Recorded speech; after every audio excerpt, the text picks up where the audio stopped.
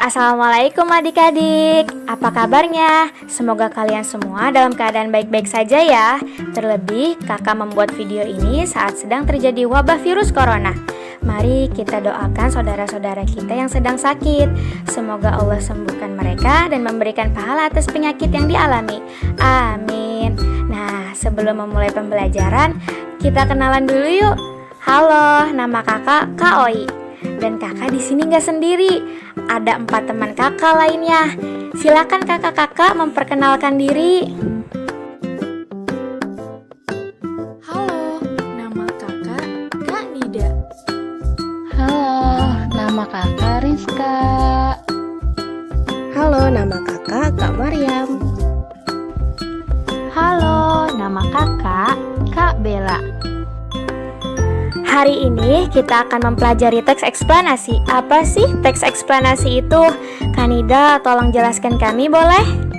Jadi gini adik-adik, teks eksplanasi adalah teks yang menjelaskan tentang sebab akibat terjadinya sesuatu, baik gejala alam seperti tsunami, angin topan, dan gempa bumi, maupun gejala sosial seperti pengangguran, rumah roboh, dan kemiskinan. Nah, adik-adik, teks eksplanasi ini memiliki ciri-ciri agar mudah kita mengenalinya. Apa saja ciri-cirinya? Ciri-ciri teks eksplanasi. Yang pertama, teks bersifat faktual atau fakta. Yang kedua, teks informatika yang tidak berusaha meyakinkan pembaca atau persuasi.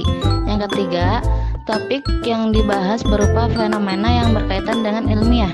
Yang keempat, penjelasan dalam urutan teks eksplanasi, yaitu ada penjelasan pertama, penjelasan kedua, penjelasan ketiga, dan seterusnya. Adik-adik, selain ciri-ciri teks eksplanasi, ada juga loh struktur teks eksplanasi.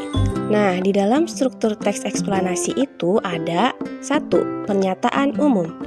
Di dalam pernyataan umum berisi penjelasan umum tentang fenomena yang sedang dibahas. Apa, bagaimana, dan mengapa peristiwa alam dapat terjadi. 2. Sebab akibat atau deretan penjelas. Sebab akibat atau deretan penjelas berisi penjelasan tentang sebuah proses mengapa fenomena dapat terjadi, atau menjelaskan penyebab dan akibat dari bencana alam. 3. Simpulan.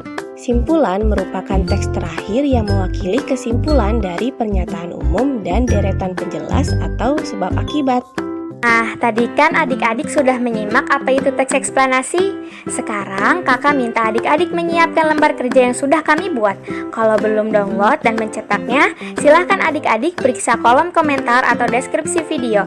Minta bantuan orang tuamu untuk mencetaknya ya. Karena setelah ini kita akan menyimak penjelasan dari Kak Bella. Simak dan perhatikan baik-baik ya. Adik-adik, sebelum mengisi lembar kerjanya, kakak akan menjelaskan lembar kerja yang adik-adik kerjakan. Coba perhatikan baik-baik. Pada bagian judul teks, adik-adik menuliskan judulnya dan menggambarkan sesuai imajinasi adik-adik.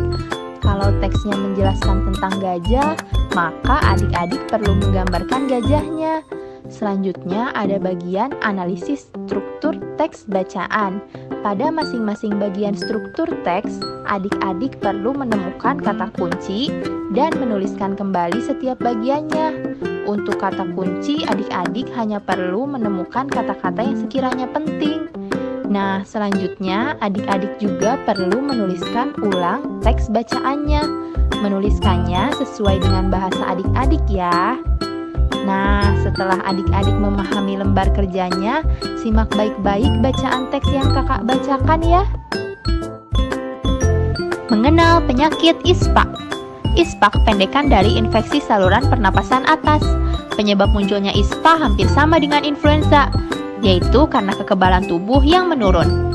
Perubahan suhu ekstrim terutama pada masa pancaroba menjadi pemicu menurunnya daya tahan tubuh. Namun, virus turut berperan menyebabkan ISPA. Lebih dari 200 jenis virus dapat menyebabkan ISPA. Namun, virus yang paling sering menyerang adalah rhinovirus. Selain itu, masih ada juga coronavirus, parainfluenza virus, adenovirus, dan enterovirus. Jenis bakteri tertentu juga dapat menyebabkan ISPA. Bakteri penyebab ISPA kebanyakan berasal dari jenis Staphylococcus, Streptococcus, dan Pneumococcus.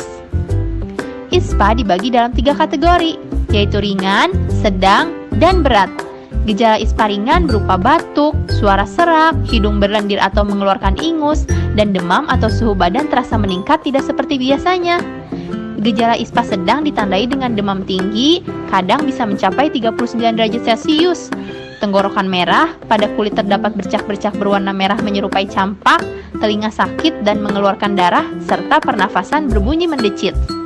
Sedangkan pada ISPA berat, gejala-gejalanya berupa bibir dan kulit mulai membiru, kesadaran menurun, gelisah, dan pernafasan berbunyi keras. Nah, adik-adik, Kak Bella sudah menjelaskan lembar kerja dan teks tentang mengenal penyakit ISPA. Setelah ini, silahkan adik-adik mengisi lembar kerjanya dengan bantuan orang tua atau guru ya.